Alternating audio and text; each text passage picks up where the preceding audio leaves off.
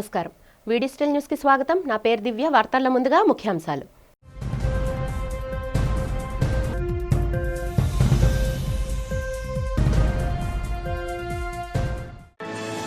Polavaram project నిర్మాణ ప్రాంతాన్ని సందర్శించిన కేంద్ర జలసంఘం బృందం ప్రాజెక్టు పనులను క్షుణ్ణంగా పరిశీలన.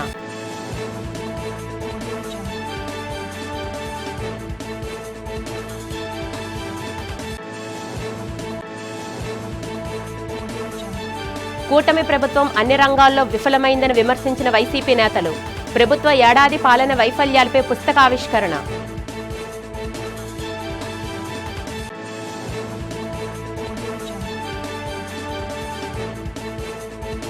జనసేన పార్టీ తీర్థం పుచ్చుకున్న వైసీపీ సీనియర్ నేతలు పార్టీ కోసం పనిచేసే వారికి సముచిత ప్రాధాన్యత ఇస్తామంటున్న జనసేన జిల్లా అధ్యక్షులు పంచకర్ల.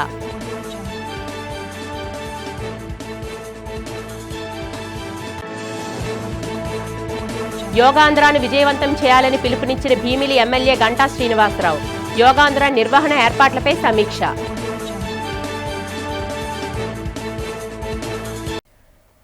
పోలవరం ప్రాజెక్టు నిర్మాణ ప్రాంతాన్ని కేంద్ర జలసంఘం బృందం సందర్శించింది. జలసంఘ సభ్యుడు Yogesh Paidankar, chief engineer HS Senagar, Polavaram project authority chief engineer Ramesh కుమార్లతో కూడిన బృందం ప్రాజెక్టును సందర్శించింది. పోలవరం ప్రాజెక్టులో జరుగుతున్న diaphragm wall, buttress dam, gap 1 పనులు, ఎగువ దిగువ కాపర్ డ్యాం, స్పిల్వేలను బృందం పరిశీలించింది. బట్రస్ డ్యాం, డయాఫ్రామ్ వాల్ నిర్మాణ తీరు గురించి జలవనరుల శాఖ అధికారులు కేంద్ర బృందానికి వివరించారు. నిర్దేశిత లక్ష్యం మేరకు ప్రాజెక్టు పనులు వేగవంతంగా జరిగేలా చూడాలని అధికారులను వారు కోరారు. కేంద్ర రాష్ట్ర ప్రభుత్వాలు సమన్వయంతో పనులు చేస్తున్నాయని జలవనరుల శాఖ అధికారులు వివరించారు. ఈ బృందం వెంట పోలవరం ఈఎస్సీ కె నరసింహమూర్తి, ఈఈలు డి శ్రీనివాస్, కె బాలకృష్ణ, డిఈలు అనిల్ కుమార్, శ్రీరామ్ పటేల్, మల్లికార్జున్, ఏఈలు Anil Kumar, Padmakumar, Suresh, Arun, Kumaraswamy, Polavaram project MEIL GM Gangadhar, DGM Murali Pammi, Pandey, Venkatesh పాల్గొన్నారు.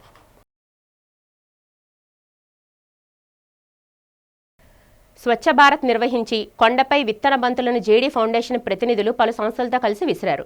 విశాఖ మహానగర పర్యావరణ గతివిధి, green climate, CTG Vanamali, rotary Visakha, plant a hope తదితర సంస్థలతో కలిసి జేడీ ఫౌండేషన్ ప్రతినిధులపై కార్యక్రమాలు నిర్వహించారు. సీతమ్మధార 18 అడుగుల అభయ ఆంజనేయ స్వామి విగ్రహం వెనుక గల కొండపై విత్తన బంతులను విసిరారు. కొండపై పేరుకున్న ప్లాస్టిక్ వ్యర్థాలు, గాజు సీసాలు ఏరి శుభ్రం చేశారు. పర్యావరణ పరిరక్షణకు ప్రతి ఒక్కరూ కృషి చేయాలని జేడీ ఫౌండేషన్ ప్రతినిధులు పిలుపునిచ్చారు. ప్రజలు తమ ఇంటి ఆవరణలో మొక్కలు నాటి పెంచాలని కోరారు. తమ ఇంటితో పాటు పరిసరాలను పరిశుభ్రంగా ఉంచేందుకు మహావిశాఖ ప్రజలు ముందుకు రావాలన్నారు. పచ్చని వనాలు పెంచాల్సిన బాధ్యత ప్రతి ఒక్కరిపై ఉందని చెప్పారు.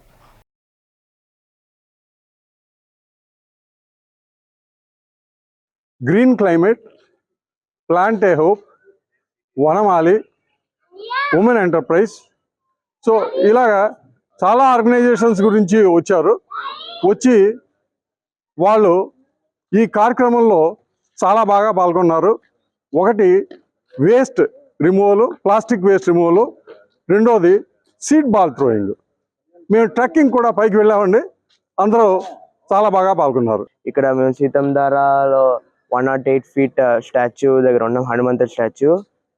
ఇక్కడ ట్రెక్కింగ్ కోసం వచ్చాం. ట్రెక్కింగ్ రియల్ రీజన్ ఏంటంటే పేడ ఇంకా విత్తనాలు కలిపిన సీడ్ బాల్స్ తయారు చేసుకొని ఫారెస్ట్ మీద ఇసిరాం. దానివల్ల ఇప్పుడు నెక్స్ట్ జనరేషన్ కోసం ఇంపార్టెన్స్ అవుద్ది ఆక్సిజన్. దారాలో ఇక్కడ సీడ్ బాల్స్ వేసాము. అన్ని విత్తనాలు కలిపి ఏ చోట ప్లాంట్స్ లేవో అక్కడ వేసాము. అవి మళ్ళీ పెద్ద ఆక్సిజన్ ఇస్తుందని మేము కోరుకుంటున్నాము. ఇంకా అందరూ ఈ సీడ్ బాల్స్ తయారు చేసి ఇక్కడ వేసి చెట్లు పండించాలని ఇంకా కోరుకుంటున్నాము. ధన్యవాదాలు. ప్రజలకు ఇచ్చిన హామీలన్నింటినీ అమలు చేయడంలో రాష్ట్రంలో కూటమి ప్రభుత్వం ఘోరంగా విఫలమైందని వైసీపీ నేతలు విమర్శించారు. నగరంలో వైఎస్ఆర్ కాంగ్రెస్ పార్టీ కార్యాలయంలో జరిగిన కార్యక్రమంలో కూటమి ప్రభుత్వ ఏడాది పాలన వైఫల్యాలపై వైసీపీ నేతలు పుస్తకావిష్కరణ చేశారు. ఈ కార్యక్రమంలో రాజ్యసభ సభ్యులు జి బాబురావు, వైసీపీ జిల్లా అధ్యక్షులు కెకే రాజు, రాష్ట్ర మహిళా విభాగం అధ్యక్షురాలు ఎమ్మెల్సీ వి కళ్యాణి, విశాఖ జిల్లా మహిళా విభాగం అధ్యక్షురాలు పేడాడ రమణకుమారి, మాజీ ఎమ్మెల్యేలు, కార్పొరేటర్లు, పలు సీనియర్ నాయకులు పాల్గొన్నారు. ఈ సందర్భంగా ఎంపీ బాబురావు, కెకే రాజులు మాట్లాడుతూ కూటమి ప్రభుత్వ వైఫల్యాన్ని వివరించారు. అధికారంలోకి వచ్చేందుకు కూటమి నాయకులు ఆచరణ సాధ్యం కాని హామీలు ఇచ్చారన్నారు. అధికారం చేపట్టిన తర్వాత వాటిని అమలు చేయలేక బొక్కబార్లా పడ్డారని విమర్శించారు. రాష్ట్ర ప్రభుత్వ ఏడాది పాలనపై ప్రజల్లో తీవ్ర అసంతృప్తి నెలకొందన్నారు. ఇప్పుడు ప్రజలు తమ పార్టీనే కోరుకుంటున్నామని వైసీపీ నేతలు తెలిపారు. కూటమి ప్రభుత్వం వచ్చిన తర్వాత సంవత్సరం పరిపాలనలో మనకు తెలిసింది ఏంటంటే జగన్ అంటే ఒక నమ్మకం, చంద్రబాబు అంటే ఒక మోసం. ఇది అక్షరాలతో కాకోకుండా కూటమి ప్రభుత్వం వచ్చిన తర్వాత అనేక రకాలుగా నేను మొట్టమొదటి నుంచి చెప్తూనే ఉన్నాను. చంద్రబాబు సుమారు 1000 పిహెచ్డీలు తీసుకుని ఉంటాడు. ఎలా మోసాలు చేయాలి, ఎలా ప్రభుత్వ సొమ్ముని దోచుకోవాలి, పేద ప్రజలను ఏ రకంగా మోసం చేయాలి, ఈ విషయాల మీద వందల వేల పిహెచ్డీలు చేసినటువంటి మనిషి శ్రీ చంద్రబాబు గారు. మీ అందరికీ కూడా తెలుసు, పేదల పెన్నిధి శ్రీ జగన్మోహన్ రెడ్డి గారు వారు 5 సంవత్సరాల పరిపాలనలో ప్రతి పేదవాళ్ళు, ప్రతి పేద ఇల్లు, ప్రతి మధ్యతరగతి ఇల్లు సంతోషంగా, సుఖంగా, శాంతిగా ఉండేలాగా చేసినటువంటి సంగతి మనం మర్చిపోలేకపోతున్నాం. అందుచేతనే ఈ రోజున సంవత్సరం అయిన తర్వాత కూడా ప్రజలందరూ కూడా ఎందుకు వేసామా ఓటు, ఈ యొక్క చంద్రబాబుకి మోసం చేస్తున్నాడు, అదే మనం నమ్ముకున్నటువంటి శ్రీ జగన్మోహన్ రెడ్డి గారికి మనం మోసం చేశాం. కాబట్టి మనం ఎట్టి పరిస్థితుల్లో కూడా మళ్ళీ జగన్ గారిని దీవించాలి. జగన్ గారి ప్రభుత్వం వస్తేనే ఈ రాష్ట్రం సుభిక్షంగా ఉంటుందని అందరూ కూడా ఆలోచించి ఈ రోజున ఈ యొక్క చక్కటి పుస్తకావిష్కరణ చేస్తున్నాం. చంద్రబాబు నాయుడు గారి ఆధ్వర్యంలో ఆయన ముఖ్యమంత్రిగా, పవన్ కళ్యాణ్ గారు ఉప ముఖ్యమంత్రిగా, బీజేపీ, జనసేన, తెలుగుదేశం పార్టీ కూటమి ఏ విధంగా ఈ రాష్ట్రంలో సంక్షేమ విషయంలో కానీ, అభివృద్ధి విషయంలో కానీ, పారిశ్రామిక రంగంలో కానీ, వ్యవసాయ రంగంలో కానీ ఇచ్చిన హామీలన్నింటినీ కూడా తొంగలోకి తొక్కి ఈ రాష్ట్రాన్ని పరిపాలించడంలో ఏ విధంగా విఫలం చెందారు. అదేవిధంగా 2019లో వైఎస్ఆర్ కాంగ్రెస్ పార్టీ అధికారంలోకి వచ్చినప్పుడు ఎన్నికలకు ముందు ఆ రోజు ప్రజా సంకల్ప యాత్రలో జగన్మోహన్ రెడ్డి గారు ఏ విధంగా మేనిఫెస్టోని, నవరత్నాల్ని నేను ఒక భగవద్గీతగా, ఒక బైబిల్గా, ఒక ఖురాన్గా భావిస్తాను, మా మేనిఫెస్టో ద్వారా ఇది రాజకీయాల కోసమో, ఓట్ల కోసమో, సీట్ల కోసమో కాదు, 5 సంవత్సరాలకు ఒకసారి ఎన్నికలు వస్తున్నాయి, పార్టీలు, ప్రభుత్వాలు మారుతున్నాయి, ఓట్ల కోసమో సీట్ల కోసమో కాకుండా ప్రతి సమస్యకి కూడా శాశ్వత పరిష్కారం చూపించాలనే ఉద్దేశంతో వైఎస్ఆర్ కాంగ్రెస్ పార్టీ మేనిఫెస్టోను రూపొందించామని ఆ రోజు జగన్మోహన్ రెడ్డి గారు చెప్పడం, ప్రజలందరి ఆశీస్సులతో ఆ రోజు వైఎస్ఆర్ కాంగ్రెస్ పార్టీ అధికారంలోకి వచ్చిన తర్వాత జగన్మోహన్ రెడ్డి గారు ముఖ్యమంత్రిగా ప్రమాణ స్వీకారం చేసినప్పుడు పెట్టిన మొట్టమొదటి సంతకం, అప్పటికే అధికారంలో ఉన్న 2014 నుంచి 2019 వరకు అధికారంలో ఉన్న ఇదే కూటమి ప్రభుత్వం 65 సంవత్సరాలు నిండితేనే కానీ పెన్షన్ ఇచ్చే పరిస్థితి ఉండేది కాదు.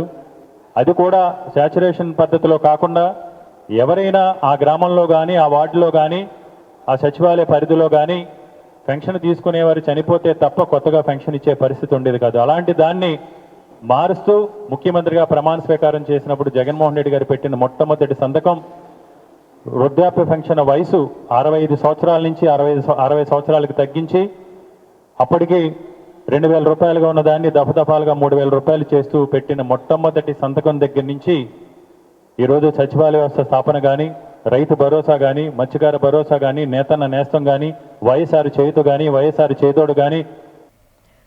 రాష్ట్రంలో యువతకు ఉపాధి కల్పించేందుకు ఔత్సాహిక పారిశ్రామికవేత్తలను తయారు చేసేందుకు కృషి చేస్తున్నానని తెలుగు శక్తి అధ్యక్షులు బీవీ రామ్ తెలిపారు. నగరంలో జరిగిన మీడియా సమావేశంలో ఆయన మాట్లాడుతూ తన తండ్రి బీవీ రామారావు ఆశయ సాధనకు పనిచేస్తున్నానని చెప్పారు.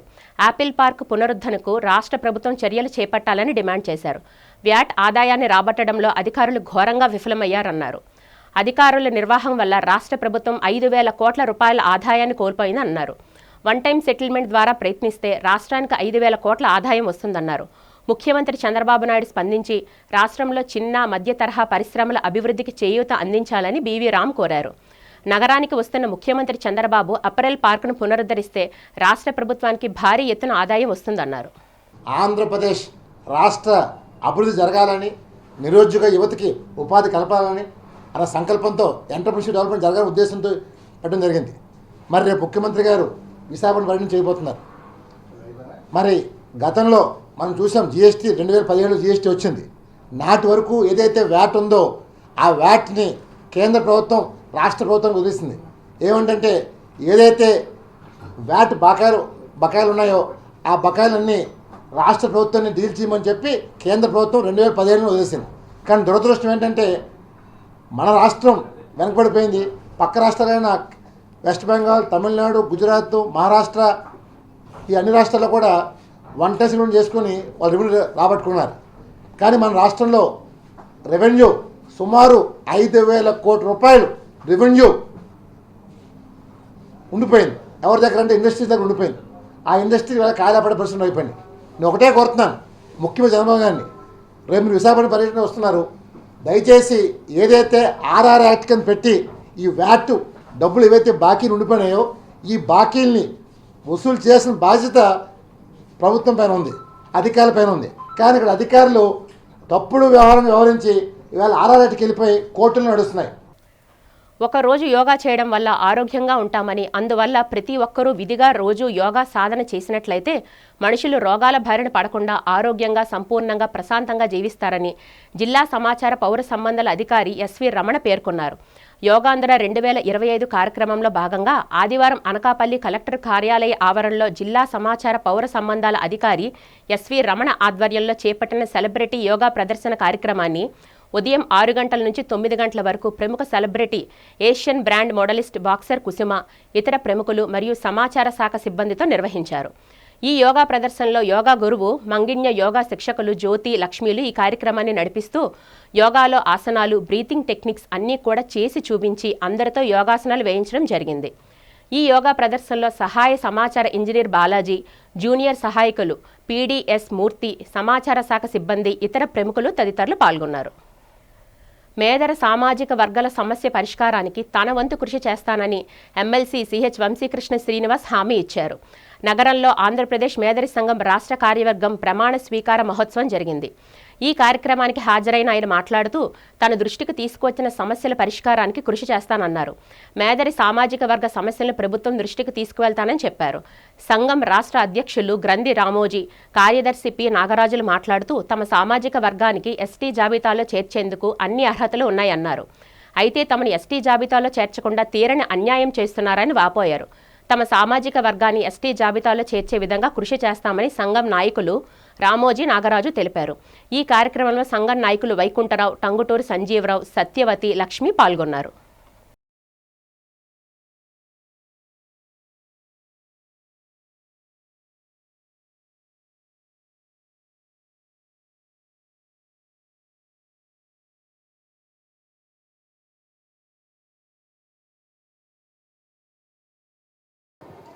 మేదర కమ్యూనిటీకి సంబంధించి చాలా ఇష్యూస్ ఉన్నాయి.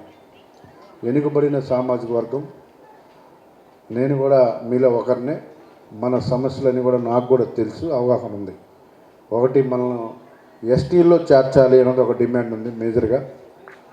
మన రాష్ట్రంలో ఏదైతే ఎదురు మీద ఆధారపడి జీవనోపాధి సాగిస్తున్నటువంటి సామాజిక వర్గాలు కొన్ని ఎస్టీలో ఉన్నాయి. చెంచులు, ఎరుకుల కమ్యూనిటీలు ఎస్టీలో ఉన్నాయి.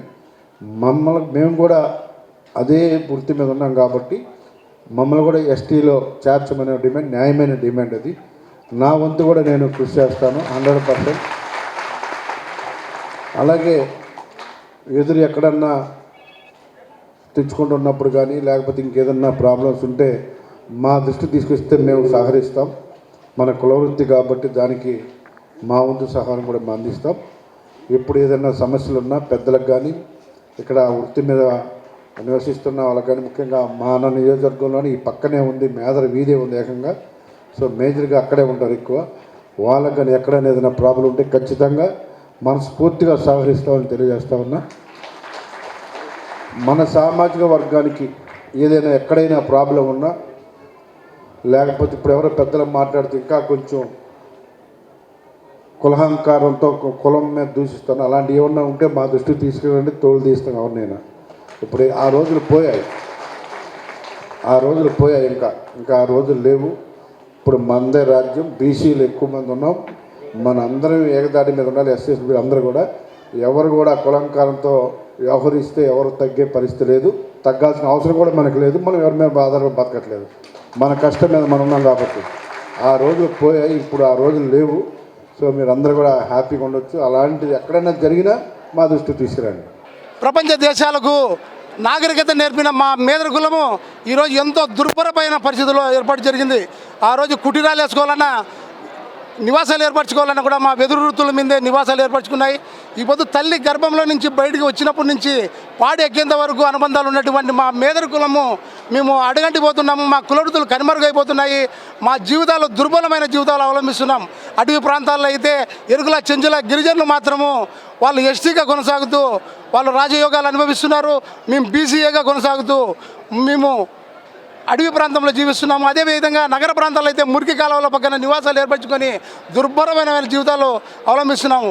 ఒకవేళ చదివిన రిజర్వేషన్ సౌకర్యాలు లేక వెనుకబడిపోతున్నాము.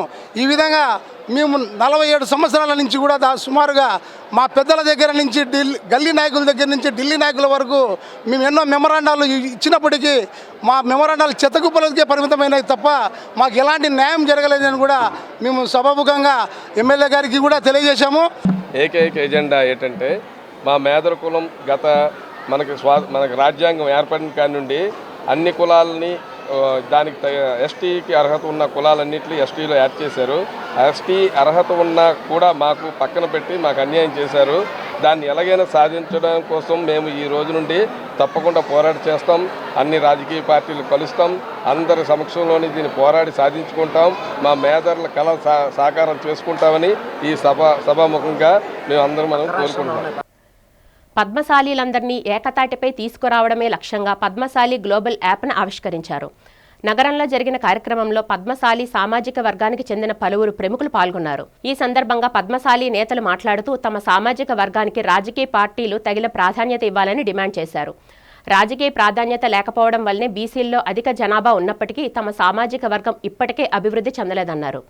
ఈ నేపథ్యంలో విశ్వవ్యాప్తంగా ఉన్న పద్మశాలీలందరూ ఏకం కావాలని ఉందని పిలుపునిచ్చారు. పద్మశాలీలందరూ ఏకతాటిపై వచ్చి మన హక్కుల్ని సాధించుకునేందుకు సన్నద్ధం కావాలన్నారు.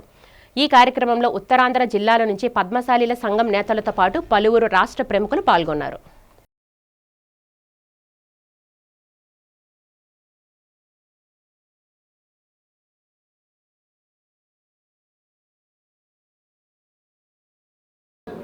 విశ్వవ్యాప్త పద్మశాలి కుల బంధువులకందరూ కూడా నమస్కారం. ఈరోజు విశాఖపట్నంలో పద్మశాలి గ్లోబల్ యాప్ అన్నది ఒక ఆండ్రాయిడ్ అండ్ ఐఓఎస్ యాప్ మేము లాంచ్ చేశాము. 5 మంది మిత్రులను కలిసి ఒక ట్రస్ట్ ఫామ్ చేసుకొని ఈ యాప్ను లాంచ్ చేయడం జరిగింది. మేరో వెంకటేశ్వర్లు గారు, కవర్తపు ప్రసాద్ గారు, గోలి తిరుపతిరావు గారు, కడిమి శేషయ్య గారు ఇది ట్రస్ట్ ద్వారా ఓపెన్ చేయడం జరిగింది. త్వరలో ఈ 5 మంది ట్రస్ట్ను 200 మంది ట్రస్ట్ వరకు కూడా మేము విస్తరించే ఐడియాస్ ఉన్నాయి. ఈ యాప్ ఏ విధంగా ఉపయోగపడుతుందంటే మీకు అందరికీ కూడా ఒక డిజిటల్ ప్లాట్ఫామ్. మీరు పరిచయాలు పెంచుకొని బలవంతులు కండి. మా నినాదం ఏంటంటే నెట్వర్క్ అండ్ ఎంపవర్. మన పద్మశాలీలు దాదాపు 1,25,00,000 మంది ఉన్నారు విశ్వవ్యాప్తంగా కూడా. ఇందులో ఈ యాప్లో మనం ఒక 2 లక్షల మంది లేకపోతే 3 లక్షల మంది మెంబర్స్ అయ్యామంటే ఒకరికొకరు సహకరించుకోవడానికి, బలహీనుడు బలవంతుడు కావడానికి ఇది ఉపయోగపడుతుంది. అదేవిధంగా వ్యాపారులే కాకుండా మన పెళ్లి సంబంధాలకు కూడా ఇది ఉపయోగపడుతుంది. మీరు ₹1 ఖర్చు లేకుండా కూడా పెళ్లి సంబంధాలు చూసుకునే అవకాశం ఈ యాప్లో మీకు దొరుకుతూ ఉంది. కేవలం సంవత్సరానికి ₹100 మెంబర్షిప్ తీసుకుంటే నామమాత్ర మెంబర్షిప్ ద్వారా మీకు విభిన్నమైన వసతులు ఇందులో ఉన్నాయి. ఇంతవరకు ఏ కమ్యూనిటీ కూడా ఏ వ్యవస్థలో కూడా ఇంత మంచి యాప్ తీసుకురాలేదు. మేము చాలా కష్టపడి ఇది తీసుకొచ్చాము. ఇదంతా కూడా మన అభ్యున్నతి కొరకు పద్మశాలి ఘన చరిత్రను మరొకసారి పునఃస్థాపితం చేయడానికి ఈ యాప్ను తీసుకొచ్చాం. అందరూ కూడా మరొకసారి విన్నవించుకుంటున్నాను. విశ్వవ్యాప్త పద్మశాలి సోదరులారా, మీరు నిప్పుతో సమానం. నిప్పులో పుట్టిన భావన ఋషి సంతతి మీరంతా కూడా మనం మార్కండేయ స్వామి ఇచ్చిన దశ మనం ప్రయాణం చేయాలి. ఈ సమాజానికి ఒక మంచి దశ ఇచ్చిన వ్యక్తి ఎవరయ్యా అంటే మార్కండేయ స్వామి. వారు ఎన్నో పురాణాలు రచించినారు. ఆ పురాణాల వారసులో మనమంతా కూడా మన ప్రతిష్టను మనొక్కసారి ఈ సమాజానికి తెలియజేయాలి. మనం ఈ సమాజానికి సేవ చేస్తూ మనం కూడా సుఖంగా జీవించాలి. అందరూ పద్మశాలి గ్లోబల్ యాప్ ప్రారంభోత్సవానికి మా పద్మశాలి ప్రముఖులు వచ్చి ఉన్నారు. ఈ యాప్ ఆంధ్రప్రదేశ్, ఆల్ ఇండియా, ప్రపంచవ్యాప్తంగా ఉన్న పద్మశాలి సంఖ్యాబలం తెలియడానికి, తద్వారా మా సంఖ్యను బట్టి కేంద్ర రాష్ట్ర ప్రభుత్వాల్లో కూడా మా డిమాండ్స్ ఇవ్వడానికి మేము ప్రయత్నం చేస్తున్నాం. బీసీ కులాల్లో మరి రైతు తర్వాత అత్యంత అధికంగా ఉన్న చేతి వృత్తి చేనేత వృత్తి. అది ప్రభుత్వాలు చెప్తుంటారు వేదిక మీద. మరి అందులోనే ఆంధ్రప్రదేశ్లోనే చేనేత కళ అనేది మరి శ్రీమతి ఇందిరాగాంధీకి కూడా ఎలా మహాత్మా గాంధీ గారి పంచి కూడా అక్కడ శ్రీకాకుళం నుంచి వెళ్ళేది చేనేతకు. ఆ గుర్తు ముందు ప్రభుత్వాలు, కేంద్ర రాష్ట్ర ప్రభుత్వాల బడ్జెట్లు కేవలం నామమాత్రంగా 200 కోట్లు ఇవ్వడం చాలా బాధాకరమైన విషయం. ఈరోజు మా పెద్దలందరూ కూడా పద్మశాలిలో సామాజికంగా, ఆర్థికంగా, రాజకీయంగా ఎదగాలనే ఒక కాన్సెప్ట్ కూడా ఉంది. రాజకీయంగా ఉంటేనే ఈరోజు ఏ కులమైనా సరే అభివృద్ధి చెందుతుందని చెప్తున్నాం.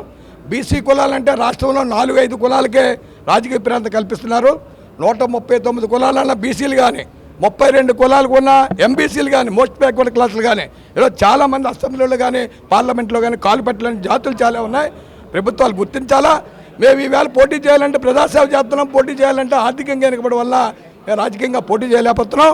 మాలాడి కులాలు గుర్తించి ప్రభుత్వం ఒక మంచి నామినేటెడ్ పోస్టులు ఇస్తే ఆ నామినేటెడ్ పోస్టుల ద్వారా కులాలను ఏ కులానికి ఎంత ప్రాధాన్యత మేము చూసుకుంటాం. మా చేనేత జౌళి శాఖ మంత్రి అనేది చేనేత కులస్తులకే ఇస్తే ఆ మంత్రిత్వం చేనేత కులస్తులకి ఆర్థిక పరిస్థితి స్థితిగతుల్ని ప్రభుత్వాలకు చెప్పి తద్వారా మాకు మరి బడ్జెట్లో ఎక్కువ ఇవ్వడానికి అవకాశం ఉంటుందని చెప్పేసి ఈ సందర్భం తెలియపడుతూ రాబోయే కాలంలో చేనేతల తాలూకా పద్మశాలీల తాలూకా సంఖ్యాబలాన్ని ప్రభుత్వాలు చూపించి మా హక్కులు ఎందుకు ఎవరో ఇవ్వకపోతే ఏ రకమైన పోరాటం చేయాలో మా నాయకుల ద్వారా మేము సిద్ధంగా ఉన్నామని చెప్పి ఉత్తరాంధ్ర జిల్లా నుంచి ఆంధ్రప్రదేశ్ రాష్ట్ర పద్మశాలి సంఘం కన్వీనర్, ఆంధ్రప్రదేశ్ చేనేత కుల యోగాంధ్రాన్ని విజయవంతం చేయడం ద్వారా విశాఖ ప్రతిష్టను విశ్వవ్యాపితం చేయాలని భీమిలి ఎమ్మెల్యే గంటా శ్రీనివాసరావు అన్నారు. ఈ నెల 21న జరగనున్న యోగాంధ్ర నిర్వహణ ఏర్పాట్లపై పిఎం పాలెం వి కన్వెన్షన్ హాల్లో శనివారం జరిగిన సమావేశంలో ఆయన మాట్లాడారు. గిన్నీస్ బుక్ ఆఫ్ వరల్డ్ రికార్డ్స్లో విశాఖ పేరు నమోదు కానున్న నేపథ్యంలో యోగాంధ్ర నిర్వహణను సవాల్గా తీసుకోవాలన్నారు. ఇక్కడ ప్రజలు అంకితభావం, క్రమశిక్షణ పట్ల ఆకర్షితులై యోగాంధ్రకు విశాఖను ఎంపిక చేశారని పేర్కొన్నారు. ప్రతిష్టాత్మకమైన యోగాంధ్రాను సమిష్టి కృషితో విజయవంతం చేయాలని పిలుపునిచ్చారు. ముఖ్యమంత్రి చంద్రబాబు ఈ కార్యక్రమం గురించి తరచూ సమీక్షలు నిర్వహిస్తున్నారంటే యోగాంధ్ర ప్రాధాన్యాన్ని అర్థం చేసుకోవచ్చని తెలిపారు. 15 కిలోమీటర్లు భీమిలి బీచ్ వెంబడి యోగా జరుగుతుందన్నారు. ఈ కార్యక్రమంలో Janasena Bhimili in charge Panchakarla Sandeep, RDO K Sangeet Madhur, UCD PD Satyavani, Gnanaveni, housing PD Satyababu పాల్గొన్నారు. ఒక ప్రెస్టీజియస్ ఈవెంట్ కాబట్టి పొలిటికల్ గా మన సైడ్ నుంచి కూడా హ్యాండ్ హోల్డింగ్ చేయగలిగితే ఆ ప్రోగ్రామ్ గ్రాండ్ సక్సెస్ అవుతుందని చెప్పి చెప్పడం కోసం ఆ కోఆర్డినేషన్ కోసమే ఇది పెట్టుకుంటాము. ఇది ఏ పిఎం గారికో లేకపోతే సీఎం గారికి కాదు, ప్రతి ఒక్కరు కూడా ఒక రెస్పాన్సిబుల్ గా ఫీల్ అయ్యి ఈ ప్రోగ్రామ్ ని గ్రాండ్ సక్సెస్ చేయాలి. అందుకోసం ఒక ప్రిలిమినరీ మీటింగ్ ఈరోజు పెట్టుకోవడం కోసం అందరినీ రమ్మని చెప్పి చెప్పడం జరిగింది. దీని మీద ఇంకా మీకు ఏమైనా డౌట్స్ కానీ లేకపోతే ఎట్లా ఊర్లో ఫైల్ చేసిన వాళ్ళు ఎక్కడ రావాలి అటువంటి ఎవరంటే దానికి అన్ని కూడా మీకు ఒక టోల్ ఫ్రీ నంబర్లు ఉన్నాయి. కంట్రోల్ సిస్టమ్ పెట్టారు, ఇన్ఛార్జ్ ఆఫీసర్ ఉంటారు, వాళ్ళు ఎప్పుడు కూడా అందుబాటులో ఉంటారు. కాబట్టి మీకు ఎవరిప్పటికైనా డౌట్ ఏమైనా వచ్చినా మీరు ఏమన్నా ఇన్పుట్స్ ఇవ్వాలన్నా సజెషన్స్ ఇవ్వాలన్నా కూడా అందరూ అందుబాటులో ఉంటారు. దాన్ని మీరు అందరూ కూడా చేయాలని కూడా ఒకసారి కోరుకుంటూ దీనికి సంబంధించి మళ్ళీ ఎట్లాగా మనకు ఎల్లుండి గౌరవ ముఖ్యమంత్రి గారితో ఒక సమావేశం, దాంట్లో మిగతా ఈ ఫర్దర్ ఇవి కూడా అన్ని కూడా ఇంకా మీకు క్లారిటీ వస్తుందని చెప్పి కూడా ఒకసారి తెలియజేసుకుంటూ ప్రత్యేకించి నేను ఆర్టీఓ గారికి, పీడీ గారికి కూడా ఏంటంటే పలువురు వైసీపీ సీనియర్ నాయకులు జనసేన పార్టీ తీర్థం పుచ్చుకున్నారు. పాయకరావుపేట నియోజకవర్గానికి చెందిన సర్పంచులు, ఎంపీటీసీలు, సీనియర్ నాయకులు జనసేన రూరల్ జిల్లా అధ్యక్షులు ఎమ్మెల్యే పంచకల్ల రమేష్ బాబు సమక్షంలో జనసేనలో చేరారు. సుజాతనగర్ క్యాంపు కార్యాలయంలో జరిగిన కార్యక్రమంలో పార్టీ కండువాలు వేసి వైసీపీ నేతలను జనసేనలోకి సాదరంగా ఆహ్వానించారు. ఈ సందర్భంగా పంచకల్ల రమేష్ బాబు మాట్లాడుతూ పాయకరావుపేటలో ఎంతో కీలకమైన వైఎస్ఆర్ కాంగ్రెస్ పార్టీకి చెందిన 100 మంది నేతలు జనసేనలో చేరారని చెప్పారు. ఇకపై పార్టీలో చేరిన వారు జనసేన బలోపేతానికి పనిచేయాలని కోరారు. పార్టీ కోసం పనిచేసే వారికి సముచిత ప్రాధాన్యత ఇస్తామన్నారు. ఈ కార్యక్రమంలో జనసేన నేతలు నానాజీ, సుధాకర్, గడ్డం బుజ్జి, డి సూరిబాబు, చొక్కా రాజేష్, రామచంద్రారెడ్డి, సురేష్ కుమార్, కొండబాబు తదితరులు పాల్గొన్నారు.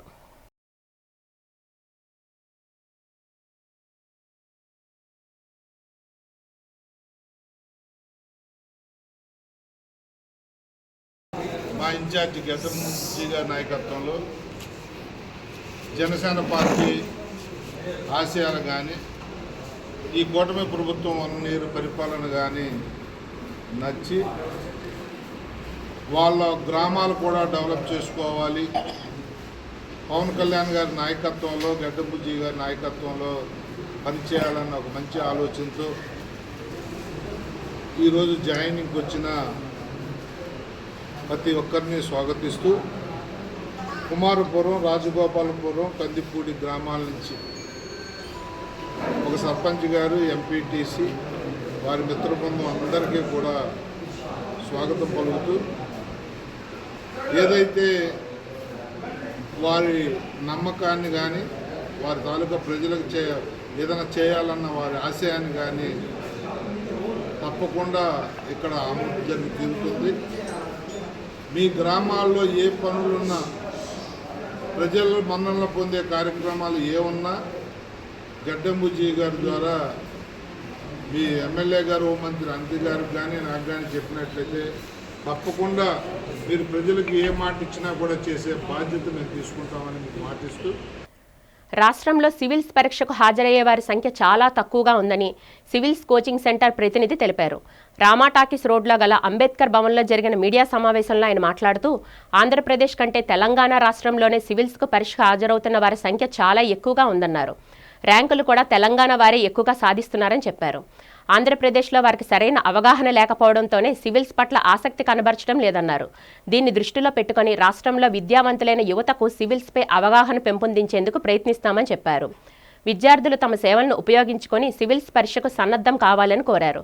తమ సెంటర్లో శిక్షణ పొందిన వారు పలువురు సివిల్స్కు ఎంపికై ఉద్యోగాలు చేస్తున్నారని తెలిపారు. ఫస్ట్ థింగ్, కొంచెం మన తెలుగు స్టేట్స్లో తెలంగాణతో కంపేర్ చేస్తే ఆంధ్రప్రదేశ్లో సివిల్ సర్వీసెస్కి అవేర్నెస్ తక్కువ ఉంది. అవేర్నెస్ తక్కువ ఉండడం మాత్రమే కాదు, నంబర్ ఆఫ్ ర్యాంక్స్ కూడా ఇయర్ ఆన్ ఇయర్ తగ్గుతూ వస్తున్నాయి. జస్ట్ అంటే లాస్ట్ ఇయర్ చూసుకున్న లాస్ట్ ఇయర్ బిలో 100 ఆంధ్రప్రదేశ్ నుంచి ఒక్క ర్యాంక్ కూడా లేదు. అట్లీస్ట్ ఈ ఇయర్ 100 బిలో ఒక ర్యాంక్ మాత్రమే ఉంది. వెరాస్ మనకు తెలంగాణ నుంచి నంబర్ ఆఫ్ ర్యాంక్స్ వస్తూనే ఉన్నాయి అండ్ ఇయర్ ఆన్ ఇయర్ అవి పెరుగుతున్నాయి అన్నమాట.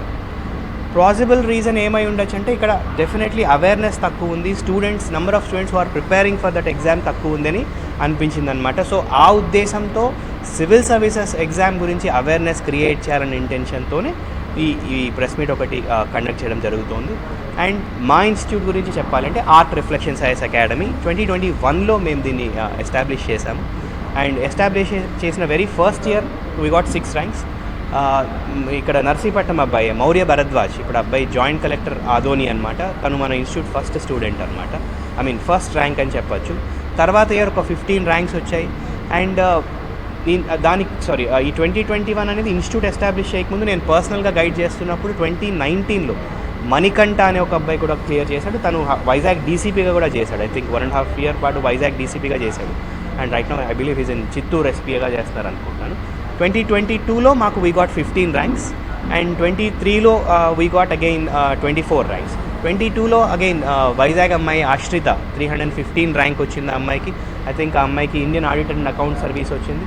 సో ఇట్లా we are getting number of ranks every year. And రీసెంట్గా రిలీజ్ చేసిన రిజల్ట్లో కూడా వీ గాట్ 26 ర్యాంక్స్. సో ఇలా తీసుకుంటే ఓవరాల్గా మా ఇన్స్టిట్యూట్కి ఇప్పటిదాకా 68 ర్యాంక్స్ వచ్చాయి. డిజిటల్ న్యూస్ ముగించే ముందు ముఖ్యాంశాలు మరొకసారి చూద్దాం.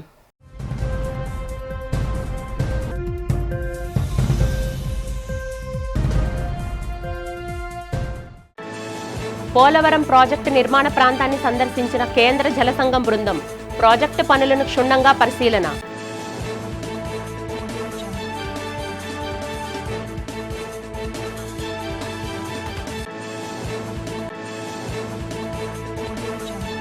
కూటమి ప్రభుత్వం అన్ని రంగాల్లో విఫలమైందని విమర్శించిన వైసీపీ నేతలు ప్రభుత్వ ఏడాది పాలన వైఫల్యాలపై పుస్తకావిష్కరణ.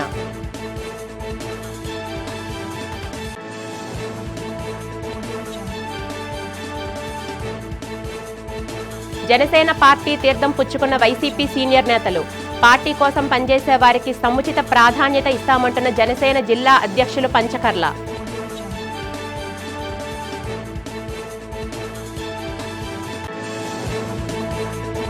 యోగాంధ్రాను విజయవంతం చేయాలని పిలుపునిచ్చిన భీమిలి ఎమ్మెల్యే గంటా శ్రీనివాసరావు యోగాంధ్ర నిర్వహణ ఏర్పాట్లపై సమీక్ష. ఈ వార్తలు ఇంతటితో సమాప్తం. నమస్కారం.